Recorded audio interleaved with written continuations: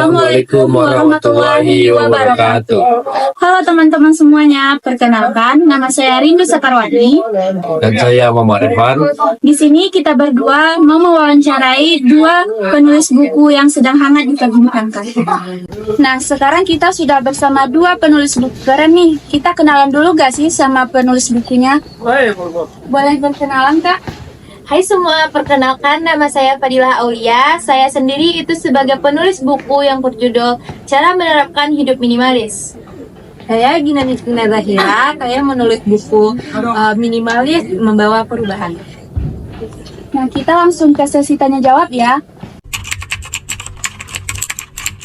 Yang pertama nih, Kak, apa sih yang mendorong Kakak untuk menulis buku tentang gaya hidup minimalis ini? Yang mendorong saya menulis buku ini yaitu saya merasakan banyak sekali orang-orang yang terjebak di dalam hal-hal yang negatif dan juga stres. Akibat dari itu sendiri, saya pribadi menerapkan hidup minimalis ini ke diri saya dan merasakan manfaatnya sendiri. Setelah saya merasakan manfaatnya, saya ingin berbagi tips kepada para pembaca buku saya tentang manfaat dan juga cara menerapkan hidup minimalis ini. Dan menurut kakak apa sih yang dimaksud dengan gaya hidup minimalis? Hidup minimalis ini bukan hanya sekedar mengurangi barang, melainkan lebih kepada menyederhanakan kehidupan kita secara keseluruhan. Intinya, minimalis ini mengajak kita untuk lebih terfokus kepada hal-hal yang benar-benar penting, bukan hanya mengurangi, tetapi lebih kepada memilah dan menyaring hal-hal yang memberikan dampak positif, kebahagiaan, serta makna. Oleh karena itu, agar kita dapat tidak banyak fokus kepada hal-hal yang hanya membuat hidup kita lebih ribet. Apa manfaat yang dirasakan seseorang setelah menerapkan gaya hidup minimalis ini? Tentunya banyak sekali manfaat yang dirasakan setelah kita menerapkan hidup minimalis ini. Yang pertama itu hidup kita akan menjadi lebih tenang dan juga lebih terorganisir karena kita mengurangi hal-hal yang tidak perlu. Selain itu hidup kita juga lebih positif dan juga lebih produktif. Selain dari itu, kita juga merasakan bahwa kita lebih fokus kepada diri kita sendiri. Kalau menurut kakak ada saran nggak untuk remaja yang ingin mencoba gaya hidup minimalis?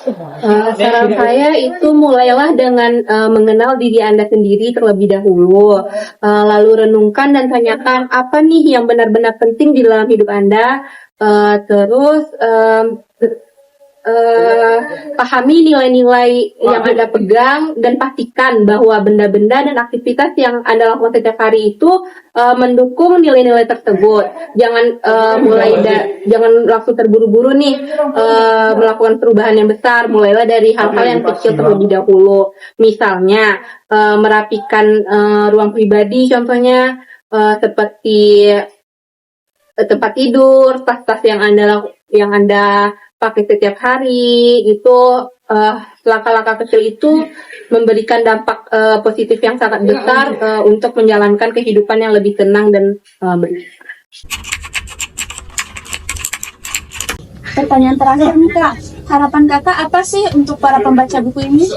Saya berharap agar pembaca buku saya ini dapat merasakan manfaat dari kehidupan yang lebih sederhana, dan mereka juga lebih dapat menghargai apa yang telah mereka punya.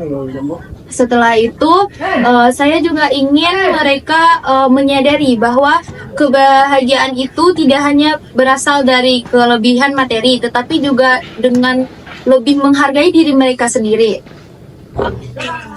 Sedangkan kalau menurut saya, harapan saya kepada pembaca agar pembaca dapat mengambil pelajaran di dalam buku ini dan merealisasikannya di kehidupan mereka.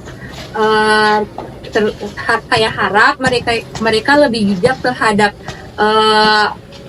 hal-hal yang penting seperti maupun tentang kepemilikan barang atau cara berpikir.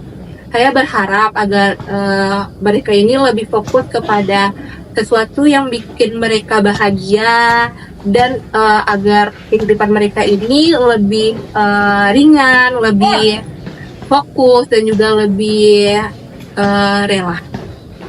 Baiklah, setelah pertanyaan terakhir tadi, berakhir juga sesi wawancara kita. Saya selaku pewawancara, jika ada salah kata, mohon maaf. Dan saya akhiri dengan Assalamualaikum warahmatullahi wabarakatuh. Dadah.